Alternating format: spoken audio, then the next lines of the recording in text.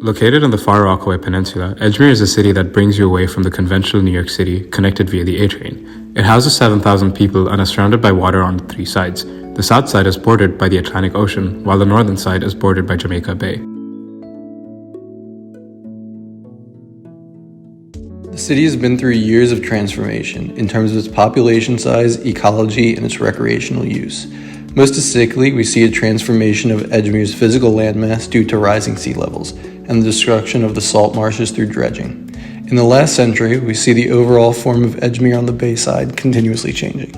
To further understand the complexity of the site, we first began by looking at it through various scales in regard to both water and people. Understanding water at the scale of flooding, we mapped out the base elevation levels that range from 10 to 13 feet. We concluded that the area that is most susceptible to flooding is the area demarcated by the darkest blue patch. We next examined the typologies to see how existing structures and potential interventions would hold up against the predicted storm surge. Zooming in, we examined water flows within a typical block to see how people interact with and use water. We examined the flows into and out of the homes and where they go through the sewer system, often leading into water bodies like Jamaica Bay or Rockaway Beach. Both people and water have been moving away from each other on the bayside in the past due to several reasons. We hope to design for the reconnection of the community with water alongside the fluidity of these two elements. Understanding the flows of the site is paramount to creating a cohesive project that is able to reconnect the fragmented area.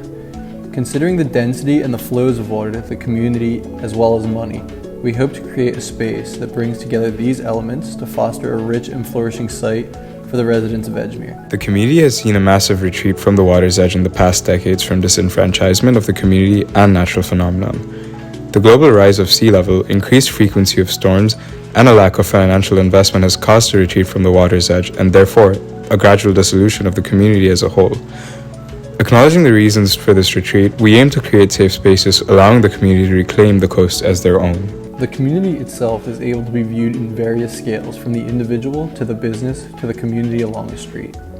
With this in mind, the interventions that are made should provide amenities for the various scales, from the individual to the entire community. Recognizing the lost connection between people and water, the spaces and programs that are created along the water's edge should therefore seek to provide areas that allow for water to be used as both a recreational program and a community resource. Treating the element of accessibility with three scales, we plan to address this inequity by creating levels of connectivity. The smallest, connecting the parts of the project within Edgemere via paths and canals. The second, connecting the NYCHA residents to the bungalow residents. The third, speculating and proposing a connection of Edgemere to Bayswater and the Rockaway community parks.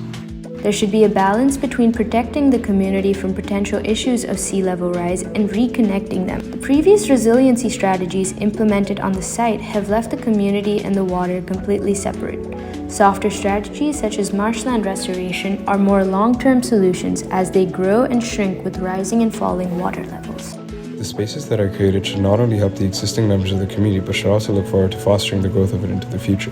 The community's wants, needs, and concerns should be addressed to help foster prosperity, along with embracing water, as well as bringing in economic growth, shown by the pink, blue, and purple lines respectively. Keeping in mind these guiding principles, our chosen site is located at the lowest sea level to help combat these issues head-on. The site serves to stitch back together the once forgotten bayside through reconnecting both residents and tourists with the bay. Our site is uniquely located between the two very different typologies of the bungalow-style homes and the NYCHA campus. The project begins to reinvest in Edgemere after decades of issues stemming from environmental disaster, disenfranchisement, poverty, and racism.